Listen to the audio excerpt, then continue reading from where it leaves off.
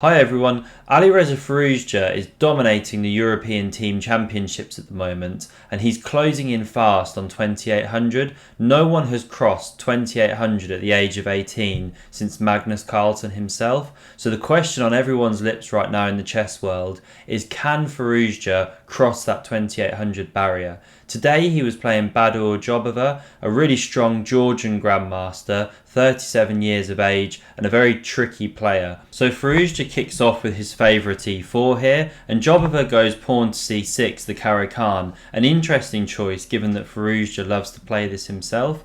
So we had pawn to d4, pawn to d5, e5 going for the advanced variation, bishop f5 here, getting the bishop outside the pawn chain, knight f3, pawn to e6, bishop e2, knight e7. These are all fairly standard developing moves, although Jobova does choose to develop the knight first here. Usually this will come to g6, so he's delaying this c5 break for some moves at the moment. We have castles from Firouzja, pawn to h6 now, giving this bishop a retreat square, knight b to d2, knight d7, and now knight b3. So this maneuver into b3 is keeping an eye on the c5 square, making that break more difficult for the time being. So bishop to h7, dropping back, and now pawn to a4, gaining some queenside space. Pawn to a6 from Jobova, looking to go c5 later, but not wanting to give up the b5 square straight away. So that's what this move seeks to do. We now have bishop to d2 from Firouzja, looking to come in on these dark squares on the queen side. Queen to c7 from Jobova, rook to c1, toying with the idea of pushing this c pawn, but Firouzja hasn't yet committed a plan. He could still play on the king side. We have rook to d8 from Jobova, so it's slightly strange how Jobova's playing, not yet developing this e7 knight to either f5 or g6 so that he can then free up the bishop and castle. So he's keeping some options open, but this does have risk should the position open and the king's uncastled. We have bishop to a5 now from Firouzja, so it's a nice probing move, forcing b6 here basically, so that after the bishop drops back to b4 here, Firouzja's claiming that he's weakened this a6 pawn, and that's why Jobova goes a5 immediately, and the bishop comes into d6 here, hitting the queen. So the queen has to move away to b7. We have queen to d2, developing onto the dark squares, looking to come into f4 potentially in future. Knight to c8 now, releasing this bishop on f8. Bishop takes on f8, knight takes on f8, and now the start of a really nice knight maneuver from Firouzja, and this is very instructive. I have done some videos on maneuvering knights. Your knights need to have jumps, and if we look at this knight, it's staring at its own pawns, it can't come to h6, and if it came to this h4 square, well, out on the edge of the board here, it would be looking at squares controlled by black, so it needs improving, and this is what Firouzja starts with the move knight to e1. So Jobova also seeks to improve his knights. He goes knight to e7. We have knight to d3 now, knight d7, and now knight to f4. So this knight's been on a really nice journey, coming round to this dangerous f4 square, where it's eyeing up this pawn on e6, which could become weak at a later point should black ever look to break with f6, which is quite a standard break in these kinds of pawn structures. Now we finally have castles from Jobova, rook f to e1, standard development, rook to c8, c3 from Firouzja, bolstering the centre and preparing to meet c5.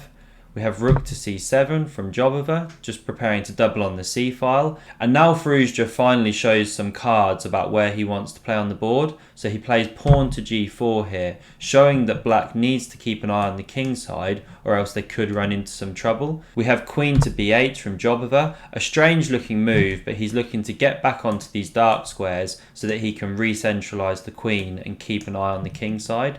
Firouzja goes queen e3, also improving the position of the queen. Now we have queen d8, and now a nice tidy move, pawn to h3. So Firouzja's not rushing this position. He recognises that he has a long-term advantage here due to this space advantage of the cramping pawn on e5, and his minor pieces are also slightly more aggressively placed. If we look at this knight, for example, it's in a more advanced position than the black knights. So we now have king to h8 from Jobova, trying to play safety first chess. Knight to d2 from Firouzja. So he allows this c5 break, which Jobova now pushes because this knight moved away. But Firouzja's not so worried about this because he's starting to turn his attention to the king side.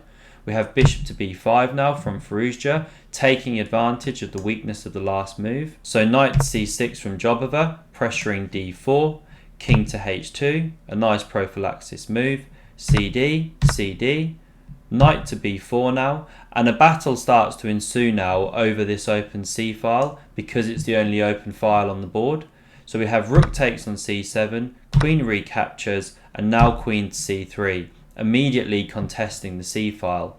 Now Jobova played rook to c8 here, a logical move doubling on the file. He could have considered taking the queen and after pawn captures then jumping in with the knight.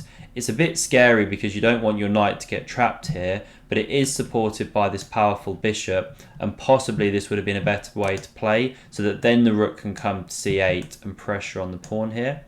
But okay, this wasn't played. How Jobova played also looks very logical. Rook across the c8 doubling, and this now forces Firouzja to go rook to c1. And then Jobava throws in this bishop to c2 move here, cutting the connection between rook and queen and forcing Firouzja to make a decision. But this actually forces now Firouzja's queen to g3, which is a nice attacking square here. So we have queen back to d8, trying to keep an eye on this king side. And now bishop takes d7, a really nice move here from Firouzja, just chopping bishop for knight, recognizing that that knight could be a powerful defensive piece. And because Firouzja wants to attack, he wants to get rid of it and eliminate it straight away. So queen recaptures, and now pawn to g5, ploughing on the queen side. Black is basically forced to take this, because if he doesn't take, let's say he plays a move like rook to g8 for argument's sake, then after you take here, you're ripping open these dark squares and it's just too much for black.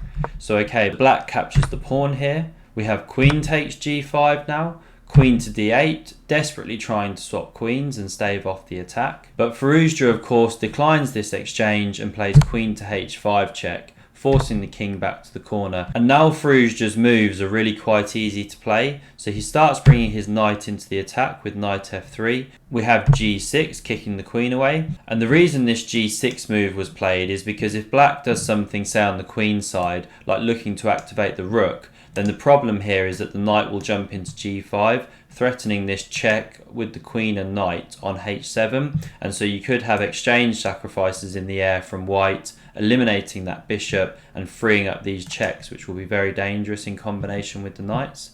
So that's why g6. And now we have rook g1 from Firouzja, pinning this pawn to the king. So we have knight c6. Jobova's desperately trying to bring some pieces back into the defense. He's also looking at this d4 pawn should the f3 knight move. We have queen h6 from Firouzja coming onto those dark squares. Queen f8, queen h4, queen g7 now. And now knight h5, again taking advantage of the pin and looking at this f6 square where it can give a deadly check. Queen to h6 now. Again, Jobava is very keen to exchange queens if he can because he wants them off the board to stave off this attack if possible. So we have rook to g4 now from Firouzja, because now the point is, let's say black tries to play a move like bishop f5 for example, hitting that rook. Well, now when we go knight f6, if the king comes up to g7, this time we can exchange the queens, because after the recapture, we've got this deadly check on h4. And after the king drops back to g7, we check on h7, king f8, rook h8 check. And now wherever black goes to g7 or e7, this rook's now dropping on c8. So a really nice variation there, swapping the queens, but then using the rook to carry on the attack with the knight. So coming back here, that's why in this position after rook g4, Jobova plays king to f8, just trying to run away from all this danger here. And now we have queen f6, again setting up really similar ideas of bringing the rook to h4 and then down to h8 with deadly effect. And that's why the queen can't just take the knight here on h5, because this position would arise. So Jobava tries knight to d8 here, protecting f7. We have rook to h4 anyway, king to g8, scrambling back to try and defend this h8 square. Knight to g5 now, bringing more firepower into the position. Bishop d1, hitting this h5 knight. And now if you want to pause the video here to see if you can find the final move of the game, then please do so. There's a lovely winning tactic in this position. So Firouzja played queen takes knight on d8, and here Jobava actually resigned. There's a beautiful tactic.